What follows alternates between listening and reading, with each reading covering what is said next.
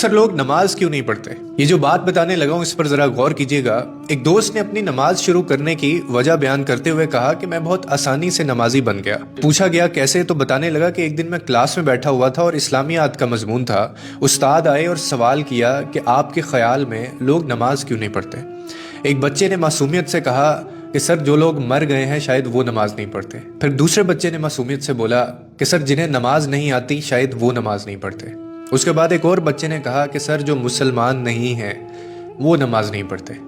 پھر ایک اور طالب علم اٹھا اور کہنے لگا کہ جو لوگ اللہ سے نہیں ڈرتے سر وہ نماز نہیں پڑھتے۔ وہ کہنے لگا میں یہ سب سن رہا تھا کہ اچانک میرے دل میں ایک سوال اٹھا اور میں نے خود سے کہا کہ میں تو زندہ بھی ہوں، مجھے نماز بھی آتی ہے اور میں مسلمان بھی ہوں اور میں اپنے رب سے ڈرتا بھی ہوں، پھر میں کیوں نماز نہیں پڑھتا؟ کہنے لگا میں خود ہی اپنے سامنے کھڑا ہو گیا کیونکہ میرے پاس کوئی جواب نہیں تھا اور مجھے خود سے گھن آ رہی تھی۔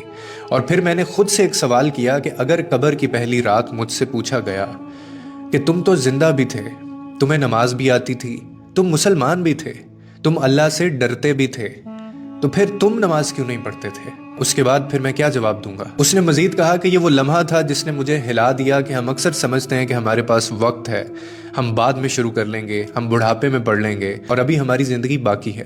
مگر حقیقت یہ ہے کہ موت کسی وقت کا اعلان نہیں کرتی۔ اگر آپ نماز نہیں پڑھتے تو آپ اندر سے خالی ہو چکے ہیں۔